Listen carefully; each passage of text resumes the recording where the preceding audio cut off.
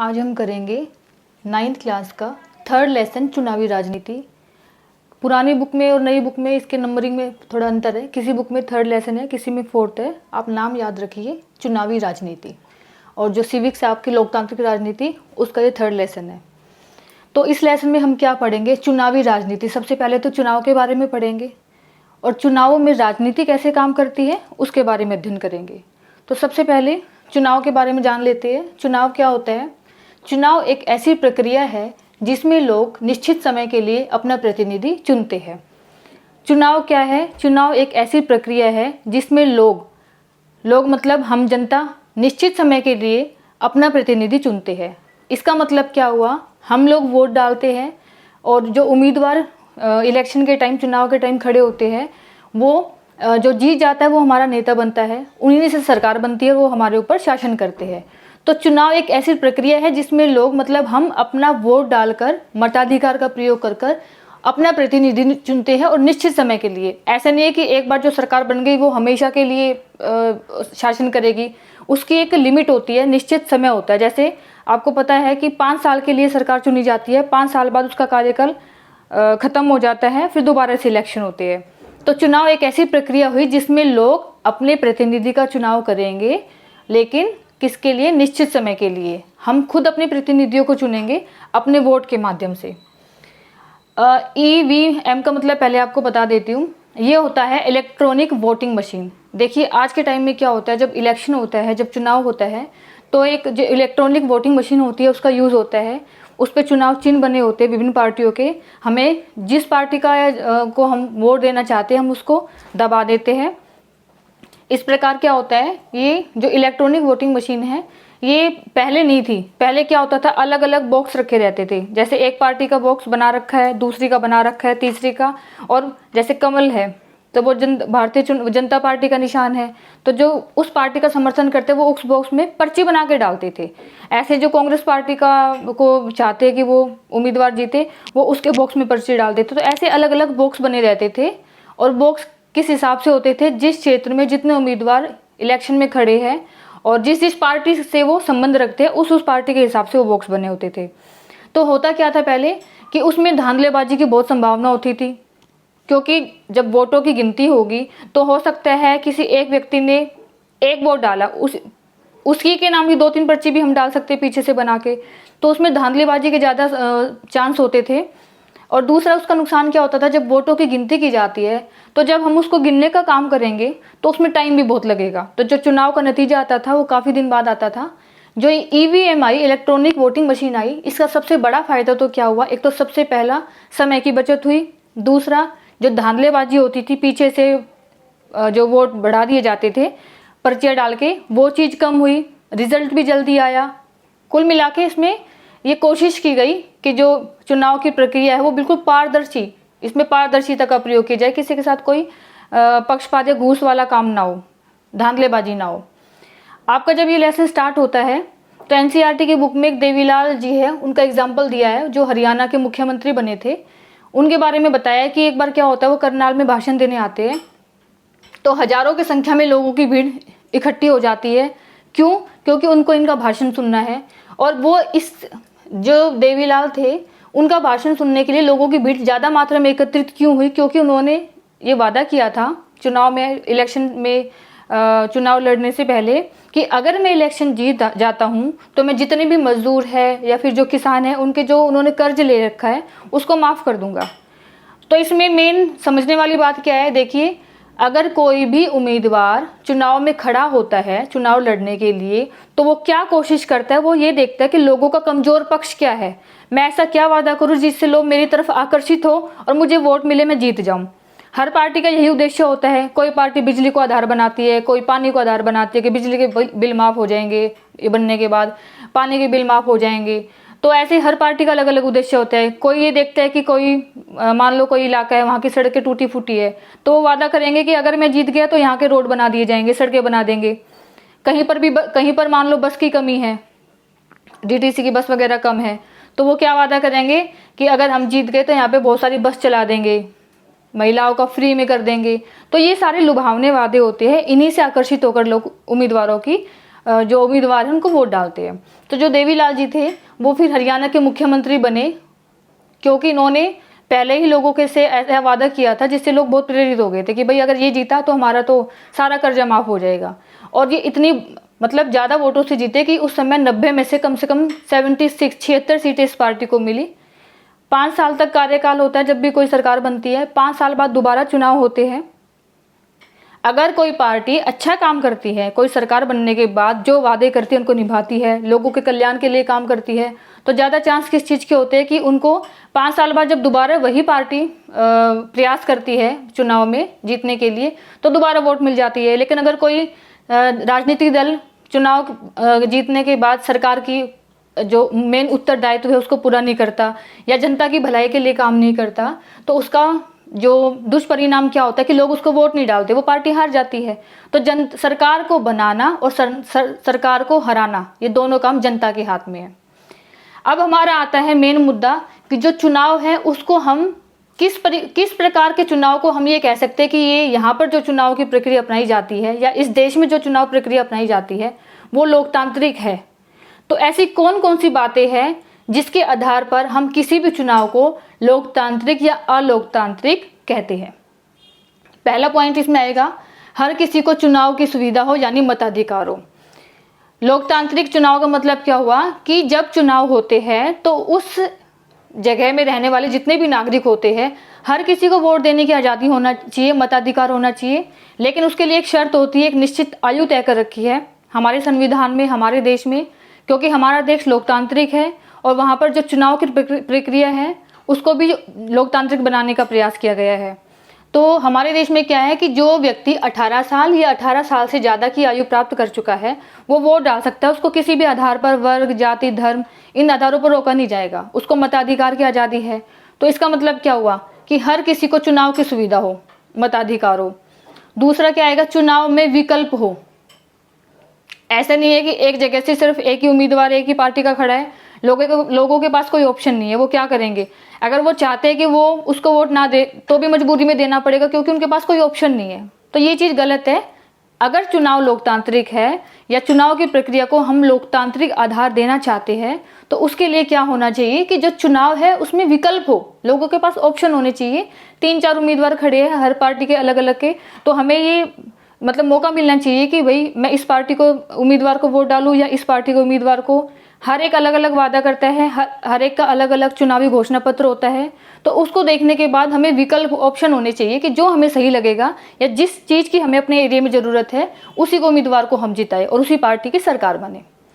Third point आता है हमारा, चुनाव का अवसर नियमित अंतराल पर मिलता रहे। इसका मतलब क्या है, अगर चुनाव एक बार हो गया, एक बार सरकार बन गई और आजीवन उसी पार्टी की सरकार रही, किसी दूसरी पार्टी को या दोबारा चुनाव का मौका नहीं मिलता है, तो वो हम उस चुनाव को हम लोकतांत्रिक नहीं मान सकते। चुनाव लोकतांत्रिक कब होगा, जब चुनाव का अवसर नियमित अंतराल मतलब होता है कुछ कुछ समय के बाद मिलता रहे। जैसे एक पार्टी की सरकार बनी, उसने शासन किया, हमारे जो देश है उसमें क्या है 5 साल के बाद दोबारा चुनाव होते हैं।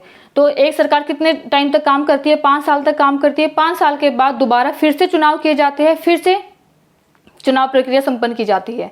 तो जहां पर ऐसा होता है उसको हम बोल सकते हैं कि जो चुनावी प्रक्रिया है वो लोकतांत्रिक है। फिर हमारा अगला पॉइंट आता है, लोग जिसे चाहे चुनाव वास्तव में उसी का होना चाहिए। इसका मतलब क्या हुआ, लोग जिसको जिताने की इच्छा रखते हैं, जिसके बारे में वो अच्छा सोचते हैं कि वो हमारे लिए कुछ कल्याणकारी काम करेगा, हमारी भलाई के लिए ये पार्टी काम करेगी, तो जिसको लोग चाहते हैं उसी को जीतना चाहिए।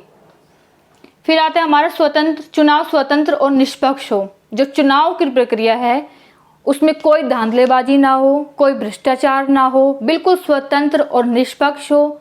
एक व्यक्ति का एक वोट का मूल्य मिले एक व्यक्ति को, और इसमें पूरी निष्पक्षता का ध्यान रखा जाए, पारदर्शिता का ध्यान रखा जाए।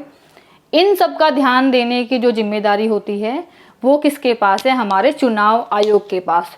जो चुनाव की प्रक्रिया होती है पूरे देश में उसको संपन्न करवाता है चुनाव आयोग, और वो इस बात का ध्यान रखता है कि जो चुनाव प्रक्रिया संपन्न की जाएगी उसमें बिल्कुल पारदर्शिता का प्रयोग हो, कोई धांधलेबाजी ना हो और शांतिपूर्ण तरीके से ये प्रक्रिया संपन्न हो जाए। फिर आता है हमारा भारत में लोकसभा व विधानसभाओं के चुनाव हर 5 वर्ष बाद होते हैं। मैंने अभी आपको बताया कि भारत में लोकसभा और जो विधानसभा है ये क्या होती है, ये लोकसभा संसद का एक सदन है। ये क्या काम करती है? देखो, इतने बड़े देश में जनता सीधा कोई भी फैसला नहीं ले सकती। अरबों की जनसंख्या है, हर एक का विचार अलग अलग है। आप किसी भी मुद्दे को लेके जाइए, जो एक पसंद करता है दूसरा उसको नापसंद करता है, तो इससे विचारों में टकराव पैदा होने की संभावना रहती है और कोई भी निष्कर्ष, कोई भी जो निर्णय होता है वो हम नहीं निकाल पाते। तो होता क्या है कि क्योंकि भारत लोकतंत्र है, हम लोकतंत्र में वोट डालते हैं, लोकतंत्र में वोट डाल के हम अपने प्रतिनिधियों को, अपने नेताओं को चुनते हैं जो हमारी हर तरीके की मांग को पूरा करता है। लेकिन वो जो प्रतिनिधि होते हैं वो जाते कहाँ हैं? लोकसभा में और विधानसभाओं में वो हमारा प्रतिनिधित्व करते हैं, मतलब हमारी बात को उठाते हैं या फिर हमारी बात को सामने रखते हैं। उसके बाद क्या होता है, और ये भारत में लोकसभा और विधानसभा के चुनाव हर 5 साल बाद होते हैं। 5 साल के बाद सभी चुने हुए प्रतिनिधियों का कार्यकाल समाप्त हो जाता है। जैसे ही 5 साल पूरे हुए, इनका जो कार्यकाल है, इनकी जो समय सीमा है वो खत्म हो जाती है। फिर क्या होता है, दोबारा विभिन्न चुनावी क्षेत्रों में या तो एक ही दिन पूरे देश में या छोटे छोटे गैप के बाद, जैसे हफ्ते बाद या 10 दिन बाद कहीं और हो रहे हैं चुनाव, ऐसे अलग अलग दिन चुनाव होते हैं। चुनाव की तिथि जो होती है वो जो हमारा चुनाव आयोग होता है वो पहले ही निश्चित कर देता है कि भाई इस एरिया में या इस जगह पे इस दिन चुनाव होने हैं। वो चुनाव आयोग का काम है। इसको बोलते हैं हम आम चुनाव। विभिन्न चुनावी क्षेत्रों में एक ही दिन या छोटे छोटे अंतराल में अलग अलग दिन चुनाव होते हैं, जिसको आम चुनाव का नाम दिया जाता है। कई बार सिर्फ एक क्षेत्र में चुनाव होता है। ये स्थिति कब होती है? कई बार क्या होता है, बीच में ही हमें चुनाव कराने पड़ जाते हैं। वो पूरे क्षेत्र में नहीं होते, वो किसी एक खास क्षेत्र में होता है। और जहाँ पर होता कहाँ पर है, जहाँ पर या तो किसी सदस्य की मृत्यु हो गई हो या फिर किसी ने इस्तीफा दे दिया हो, तो बीच में जब पद खाली हो जाता है तो उसकी पूर्ति करने के लिए बीच में चुनाव कराया जाता है। दोबारा बता रही हूँ, ये जो चुनाव होता है ये पूरे देश में नहीं होता, इसकी कोई निश्चित तिथि नहीं होती, अचानक से होता है। किसी की मृत्यु हो गई या फिर किसी ने इस्तीफा दे दिया, तब उसी क्षेत्र में सिर्फ जिस जगह पे ये जिन्होंने इस्तीफा दिया उन्हीं के पद पर चुनाव होगा, जिसको हम बोलते हैं उपचुनाव। फिर हमारा आता है कि चुनाव के उद्देश्य से हम क्या करते हैं। जब चुनाव होना होता है तो देखो, इतने बड़े देश की चुनावी प्रक्रिया को संपन्न करने के लिए हमें क्या करना होगा, पूरे देश को विभिन्न छोटे छोटे इलाकों में बांटते हैं, जिससे कि जो चुनाव है इतने बड़े लेवल पे करना बहुत मुश्किल होता है। हम जब किसी भी काम को एक व्यक्ति को देते हैं तो वो काम अच्छे से नहीं होता। उस काम को बांट दे, अगर टुकड़ों में बांटते तो वो काम अच्छे से होता है और जल्दी भी होता है। तो ऐसे ही हमारे देश के साथ है। चुनाव कैसे होगा, पहले जब चुनाव होता है तो देश को अनेक क्षेत्र में, जैसे भारत है तो भारत को विभिन्न क्षेत्रों में बांट दिया जाएगा और उसको नाम दिया जाता है निर्वाचन क्षेत्र। फिर लोकसभा में जो चुनाव के 543 निर्वाचन क्षेत्रों में बांट दिया जाता है। लोकसभा चुनाव को, जो लोकसभा चुनाव है उसको 543 निर्वाचन क्षेत्रों में बांट दिया जाता है। इसमें यह भी होता है कि लोकसभा की सदस्य संख्या कितनी होती है, 543 होती है। कुछ सदस्य राष्ट्रपति भी मनोनीत करते हैं। लेकिन इसमें क्या है, प्रत्येक राज्य को उसकी विधानसभा की सीटों के हिसाब से बांटा जाता है। जितनी सीट होती है उसी हिसाब से उस राज्य को उसी हिसाब से बांटा जाता है। इन सीटों से निर्वाचित प्रतिनिधियों को विधायक कहते हैं। देखो, पूरे देश को हमने छोटे छोटे क्षेत्रों में बांट दिया। लोकसभा चुनाव के 543 निर्वाचन क्षेत्रों में बांट देते हैं, 543।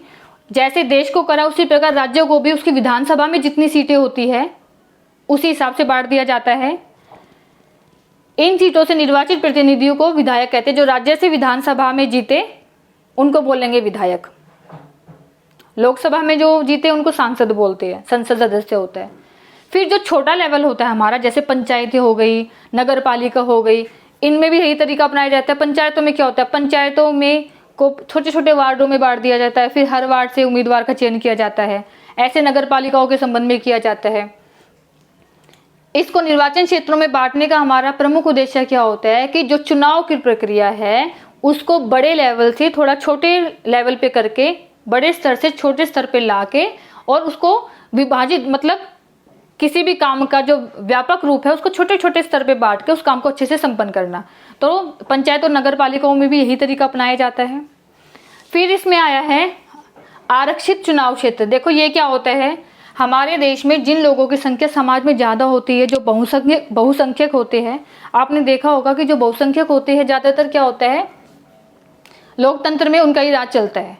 लेकिन हमारा देश क्योंकि लोकतंत्र है, लोगों का शासन है, सबकी भागीदारी, सबको साथ लेके चला जाता है, तो उसमें इस चीज़ का ध्यान रखा जाता है कि समाज के वे वर्ग जो समाज में जिनकी संख्या बहुत कम है, जो अल्पसंख्यक है, जैसे अनुसूचित जाति, अनुसूचित जनजाति, तो वो कभी समाज में पिछड़ ना जाए। अब जैसे बाकी लोगों को चुनाव में लड़ने का अधिकार है, उम्मीदवार के रूप में नेता बनने का अधिकार है, तो उनको भी तो होना चाहिए। उनके लिए समाज, हमारे संविधान में क्या किया है, कुछ सीटें उनके लिए आरक्षित की है, और उन सीटों पर केवल वही, जैसे अनुसूचित जाति के लिए जो सीट आरक्षित है उन पर अनुसूचित जाति का ही उम्मीदवार इलेक्शन में खड़ा होगा। ऐसे ही अनुसूचित जनजाति के लिए जो सीटें आरक्षित है उन सीटों पर अनुसूचित जो जनजाति का उम्मीदवार है वही खड़ा होगा। तो उनके लिए ये रिजर्व कर दी, ये सीटें कुछ आरक्षित कर दी। ये हो गया। फिर हमारा आता है जो मतदाता सूची होती है वो क्या होती है। देखिए, जब इलेक्शन का टाइम होता है, जब चुनाव होता है, तो जो चुनाव आयोग होता है वो एक आदेश देता है कि हर एरिया में, हर क्षेत्र में मतदाता सूची जारी की जाए। इसका मतलब क्या होता है, जो वोटर आईडी हम लोगों का बनता है कि वो कौन कौन व्यक्ति किसी क्षेत्र में वोट देने के लिए योग्यता पूरी कर चुके हैं, मतलब 18 साल या 18 साल से आयु के ज़्यादा, मतलब 18 साल या 18 साल से ज़्यादा आयु के कितने व्यक्ति हैं, उनका वोटर आईडी बन जाता है और मतदाता सूची में उनका नाम शामिल किया जाता है, जिससे ये अंदाज़ा हो जाए कि कितने लोग जो वोट देने का अधिकार है, जो मताधिकार है, उसके लायक हो चुके हैं। उम्मीदवारों का नामांकन किया जाता है, लेकिन इसके लिए थोड़ा ये होता है कि जैसे वोट देने के लिए आयु 18 साल चाहिए और उम्मीदवार के रूप में चुनाव में खड़े होने के लिए कम से कम 25 साल की आयु होनी चाहिए। अब उम्मीदवारों के लिए किन कार्यों को मना किया जाता है कि भाई वो ये काम ना करे। सबसे पहला तो चुनाव के समय मतदाता को लालच ना दे, किसी भी चीज़ का प्रलोभन ना दे। कई बार क्या होता है, उम्मीदवार इलेक्शन के टाइम पे लोगों को पैसे बांटते हैं चुपचाप, उनको अच्छा अच्छा खाना खिलाते हैं, तो लोगों को क्या लगता है, चाहे वो काम करे या ना करे, लेकिन उनको क्या लगता है कि इसने मुझे इतने पैसे दिए या इसने मुझे खाना खिलाया, तो वो लालच में आ जाते हैं। वो ये नहीं देखते कि कौन सी पार्टी अच्छा काम करेगी, कौन सी नहीं, लालच से जुड़ जाता है। तो ये चीज़ नहीं होनी चाहिए। घूस देना वही होगा, पैसे देना। फिर हमारा आता है धर्म व जाति के नाम पर वोट मांगना। तो ये चीज़ भी बहुत गलत है कि मान लो किसी हिंदू धर्म का या फिर किसी और जाति का व्यक्ति उम्मीदवार के रूप में खड़ा हुआ है, तो उसको अपना वोट मांगने का आधार ये नहीं होना चाहिए कि मैं इस धर्म का हूँ तो ज़्यादातर उसी धर्म के लोग उसको वोट दे, क्योंकि धर्म और जाति मायने नहीं रखती। मायने क्या रखता है कि वो व्यक्ति काम क्या करेगा, क्या वो जीतने के लायक है, क्या लोगों को लगता है कि वो जीतने के बाद लोगों के लिए, कल्याण के लिए कुछ काम करेगा। तो जो पार्टी सही है उसी को वोट दे, उसी को उम्मीदवार को जिताए, धर्म या जाति का दुरुपयोग ना करे। फिर आता है हमारा सरकारी संसाधनों का प्रयोग करना। जो उम्मीदवार चुनाव प्रचार के समय सरकारी संसाधनों का प्रयोग करता है जो कि उसकी खुद की व्यक्तिगत संपत्ति नहीं है, तो ये गलत है ना। अगर कोई ऐसा करता है तो उसकी जो उम्मीदवार के रूप में उसकी जो मान्यता उसको रद्द कर दिया जाता है। ये हो गया, ठीक है। फिर हमारा आता है कि क्योंकि भारत एक लोकतांत्रिक देश है और हर लोकतांत्रिक देश का ये उद्देश्य होता है कि जो चुनाव की प्रक्रिया हो वो स्वतंत्र हो और निष्पक्ष हो। स्वतंत्र मतलब उस पर किसी भी प्रकार का कोई प्रतिबंध ना हो, निष्पक्ष मतलब पूरी तरीके से पारदर्शिता का ध्यान रखा जाए, कोई धांधलेबाजी ना हो, कोई किसी के साथ पक्षपात ना हो। वोट डालने के टाइम ध्यान रखा जाए, एक व्यक्ति एक वोट डाले, वोटों की जब गिनती हो तो उस समय ध्यान दिया जाए जितनी लोगों ने वोट डाली है उसी हिसाब से निष्पक्ष रूप से नतीजा आए इसका। तो ये हो गया। एक बार थोड़ा और शॉर्ट में बता देती हूँ हमने क्या क्या पढ़ा। हमने पढ़ा चुनावी राजनीति है 9th क्लास का लेसन, लोकतांत्रिक राजनीति वाली बुक का। तो सबसे पहले चुनावी राजनीति, तो पहला शब्द क्या है, चुनाव, इसके बारे में जानेंगे। उसके बाद राजनीति के बारे में। तो चुनावी राजनीति का मतलब क्या हुआ, चुनाव क्या है, चुनाव एक ऐसी प्रक्रिया है जिसमें लोग निश्चित समय के लिए अपना प्रतिनिधि चुनते हैं। चुनाव को एक ऐसी प्रक्रिया का नाम दिया गया है जिसमें लोग, मतलब हम लोग अपना प्रतिनिधि चुनते हैं एक निश्चित समय के लिए। और चुनते कैसे हैं, वोट डाल के, मताधिकार के द्वारा। निश्चित समय क्या है, 5 वर्ष। फिर मैंने आपको ईवीएम का बताया था, इलेक्ट्रॉनिक वोटिंग मशीन क्या होती है। देवीलाल जी का एग्जाम्पल दिया था, किस तरह उन्होंने लोगों को प्रलोभन, मतलब अच्छे अच्छे वायदे किए, उसी से प्रेरित होकर लोगों ने उसको जिता दिया। तो जो पार्टी होती है उसकी जो विचारधारा होती है, उसका जो घोषणा पत्र होता है, जो कार्यक्रम होता है, या फिर उनके जो नारे लगाए जाते हैं उस समय पर, वो काफ़ी हद तक लोगों की जो मानसिकता है, लोगों को विचारों को प्रभावित करती है। जैसे आपने ध्यान दिया होगा, जब इंदिरा गांधी जी उसमें आई थी पार्टी में, तो उन्होंने एक नारा लगाया था, गरीबी हटाओ। तो लोगों को क्या लगा इससे कि भई अगर ये जीती, ये हमारी वो बनी, इनकी सरकार बनी, तो जो गरीबी है उससे हमें मुक्ति मिल जाएगी। तो हर पार्टी कुछ ना कुछ खास नारों का प्रयोग भी करती है अपने एक पहचान बनाने के लिए। फिर आता है चुनावी प्रतिद्वंदिता। ये इसका मतलब क्या होता है? चुनावी प्रतिद्वंदिता का मतलब है विभिन्न प्रकार की पार्टियों में या उम्मीदवारों में प्रतियोगिता होना। ये कैसे होती है? देखो, क्योंकि भारत में जनसंख्या बहुत ज़्यादा है, हर व्यक्ति की अलग अलग इच्छा है, तो ये विभिन्न पार्टियां क्या करती हैं, इनमें प्रतियोगिता होती है। एक से बढ़ के एक वादे करते हैं, मैं ये कराऊंगा, किसी ने कहा मैं सड़कें बनवाऊंगा, किसी ने कहा मैं बस चलवाऊंगा, किसी ने कहा कि मैं मेट्रो चलवा दूंगा इस एरिया में। तो ये क्या होता है, कंपटीशन होता है विभिन्न पार्टियों में, एक से बढ़ के एक वादे क्यों करते हैं, जिससे कि जनता उनकी तरफ आकर्षित हो, उनको जिता दे। और जनता के लिए क्या होता है, ये चुनावी प्रतिद्वंदिता, जनता को एक विकल्प मिल जाता है। बहुत सारी पार्टियां वादे करती है, तो उसके पास ये विकल्प है कि जो उनके फायदे में काम करेगा, जिस चीज़ की उन्हें अपने एरिया में ज़रूरत है, उसी पार्टी को वो जिताएंगे। जो चुनावी प्रतिद्वंदिता बुरी चीज़ भी है और अच्छी चीज़ भी है। ये बुरी क्यों है? क्योंकि ये समाज को विभाजित करती है, टुकड़ों में बांट देती है, अलग अलग विचारधारा के लोग अलग अलग टुकड़ों में बढ़ जाते हैं। और अच्छा क्यों है? लोगों के पास बहुत सारे विकल्प, ऑप्शन होते हैं। फिर हमने पढ़ा था ये इसका कार्यकाल 5 साल का होता है, आम चुनाव, उपचुनाव। उसके बाद कोई भी जो चुनाव है उसको लोकतांत्रिक किस आधार पे माना जाता है, ये देखा हमने कि हर किसी को चुनाव करने की सुविधा हो, मतलब वोट डालने का अधिकार हो, ऑप्शन होने चाहिए लोगों के पास, चुनाव एक निश्चित समय पर होने चाहिए जैसे भारत में होते हर 5 साल बाद, और लोग जिसको चाहते हैं कि वो जीते वही चुनाव में जीतना चाहिए, जो उनके हित के लिए कार्य कर पाए। और चुनाव हमारे जो है वो चुनाव की प्रक्रिया बिल्कुल स्वतंत्र और निष्पक्ष होनी चाहिए। फिर हमने पढ़ा निर्वाचन क्षेत्र क्या होता है, आरक्षित चुनाव क्षेत्र क्या होता है, मतदाता सूची क्या होती है, उम्मीदवारों का नामांकन किस आधार पर किया जाता है। इसमें एक बात और है कि जब उम्मीदवार, कोई भी अगर व्यक्ति उम्मीदवार के रूप में अपने रजिस्ट्रेशन करवाता है, तो चुनाव आयोग ने क्या करा है, एक तो ये उससे जब फॉर्म भराया जाता है, आवेदन पत्र भरवाया जाता है, तो उसमें सबसे पहले तो उम्मीदवार को अपनी संपत्ति का ब्यौरा देना होता है कि उसके पास कुल मिला के कितनी संपत्ति है। दूसरा, उसको वो किसी अपराधी प्रवृत्ति से संबंधित तो नहीं है, उसके खिलाफ कोई केस वेस दर्ज तो नहीं है, वो जेल तो नहीं गया है, ये देखा जाता है। तीसरा कि वो कितना पढ़ा लिखा है, शिक्षा संबंधी योग्यता देखी जाती है नामांकन के टाइम, जब उनका रजिस्ट्रेशन होता है उस टाइम। और जो उम्मीदवार होता है, किसी भी व्यक्ति को उम्मीदवार के रूप में खड़ा होने के लिए चुनाव में उसकी जो आयु है वो 25 साल निश्चित की गई है। फिर हमारा आता है उम्मीदवारों द्वारा किन कार्यों को करने की मनाही की जाती है संविधान में, कि मतदाता को प्रलोभन ना दे, घूस ना दे, धर्म और जाति के नाम पर वोट ना मांगे, सरकारी संसाधनों का प्रयोग ना करे, क्योंकि सरकारी संसाधन सरकार की संपत्ति है, उनका अपनी कोई निजी या व्यक्तिगत संपत्ति नहीं है। तो ये लेसन हमारा खत्म होता है। चैनल को सब्सक्राइब करिए जिससे कि आगे की जो मैं वीडियो अपलोड करूँ उसका नोटिफिकेशन आप तक